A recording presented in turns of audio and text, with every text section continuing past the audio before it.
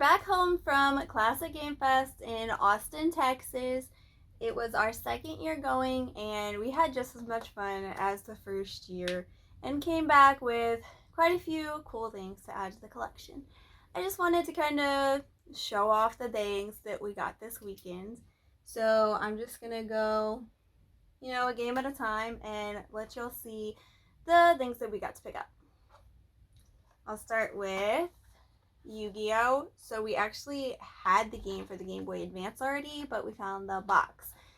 And we were able to talk him into giving us just the box with the manual for $5.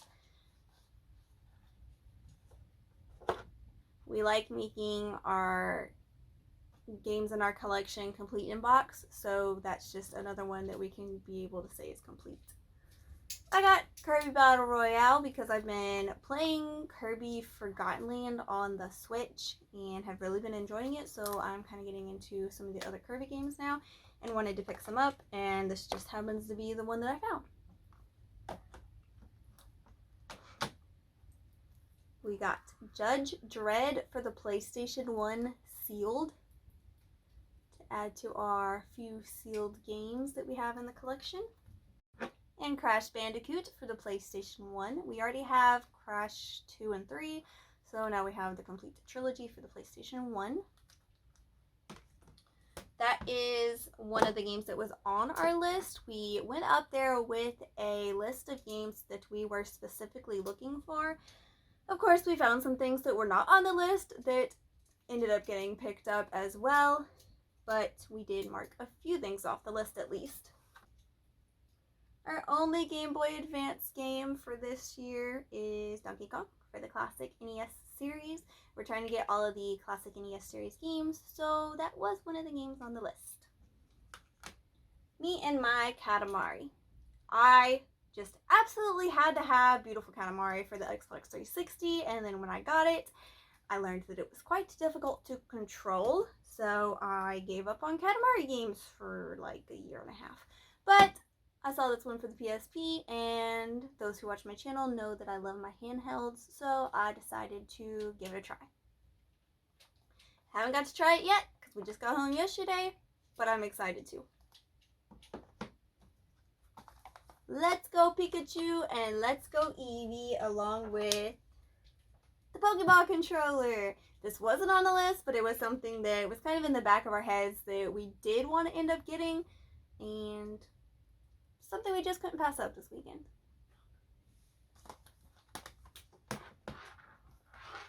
Folklore for the PlayStation 3. This I thought was on the list, but it wasn't. So, oops. But oh well, it came home with us anyways. Magna Carta 2 for the Xbox 360. No, it's not in the original seal, but it is in amazing condition.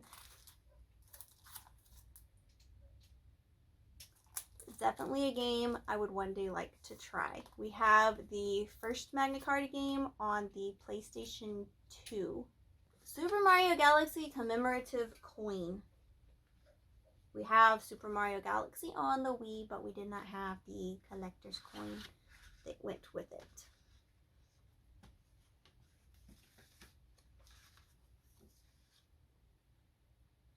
Pretty cool. We got a handful of Pokemon cards, and I'm not going to show off each one, but we got a couple of graded Pokemon cards. Magneton and Lugia. They are both graded a 9 and are mint condition, so it's kind of cool to have a couple that have been graded. I got a 2DS. We had actually picked up the same kind, the Mario Maker 2DS last year, got it back to the hotel, and it didn't work. So we took it back to the game store whose booth we had got it from and got its store credit for it, but never ended up picking up another one until this year. We got it from the same game store's booth, and this year it actually works. They were selling it for a really good price, so we couldn't pass it up, and I'm glad we can finally say we have it in the collection. I decided to get this cup because it's absolutely adorable. We got a few amiibos this weekend. I got 3 Splatoon amiibos I didn't have. I have the other 3, but I needed to add these guys. Jigglypuff and Lucario. So I have most of the Pokemon amiibos, but not all of them. Mewtwo in box.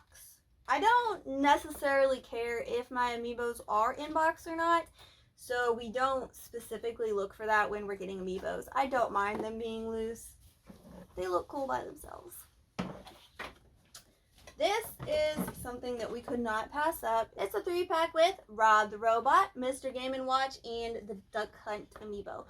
I already have the Duck Hunt amiibo, so I'll probably just be selling that as extra, but because this one came in box, it has Mr. Game & Watch's extra pieces that you can put on his little platform to change him out, and it's cool to have all 3 together. And then this is something that was on the list and that I've been really wanting to pick up, but I've been trying to wait till I found it for a decent price. My Mario amiibo shelf.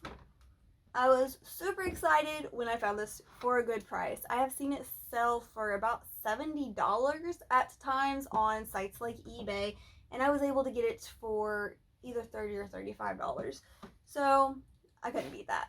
We have about half of the Disney Infinity figures and are still looking for the other half. There weren't a lot of figures there this weekend, but we did find Dory with her playset. We don't even have Nemo yet, but at least we found Dory. And then we saw David Murray, the 8-bit guy, and we really wanted him to sign something, but we didn't have anything with us that would be something for him to sign. So we pulled this back out of the bag and asked him to sign our Disney Infinity Dory. So there's that, and that's not something you can say every day, that you got your Dory signed by the 8-bit guy. And then this is a Disney Infinity coin collector's book. And it just has a bunch of the different Disney Infinity 1.0 coins, which we weren't too big into collecting, but now, of course, I'm going to be on a mission to get every one of the ones in this book. I already have almost half of them, so that's not a bad start.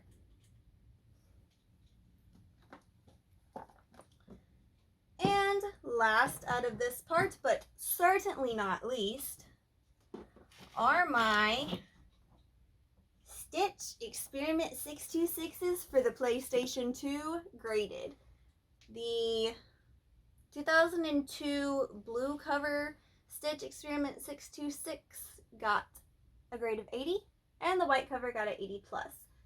These we got for an amazing deal, and I'm pretty obsessed with Stitch in the first place, so finding these as graded and in such good condition, it just wasn't something we could pass up. We actually left and went back to the Airbnb and kept thinking it over, and we just couldn't let it go. So we decided to just go back up to Classic Game Fest and pick these up, and the guy was super cool and gave us a good deal on them. So I am super excited to be able to add these to the collection, and they're our first graded games in the collection.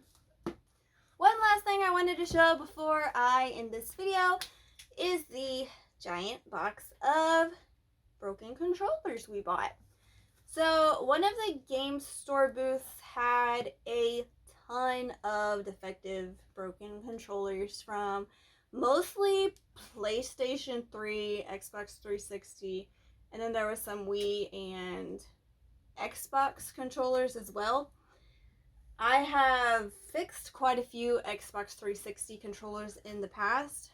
The first day they were selling them for $10 a piece, so we picked up a few thinking that we could fix them and sell them. There was also one that we needed to add to our variants collection, and a couple PlayStation 3 controllers we wanted to keep. Then the next day they had marked them down to $5. So we thought that maybe the guy would let us just take a whole crate of them. We decided that was a bit too much and asked if he would let us fill a crate with just the ones that we wanted. So we picked through the Xbox 360 and PlayStation 3 controllers and filled this box up. There's a few PlayStation 3 Move controllers and a few Wiimotes in here as well. In all, we got 59 controllers, and I'll tell more about them in a video I'll be doing about how we are fixing and flipping these controllers. Well, that's all for this video about Classic Game Fest in Austin 2022. I hope you guys enjoyed the video. If you did, hit that like button, and of course, subscribe for more videos to come.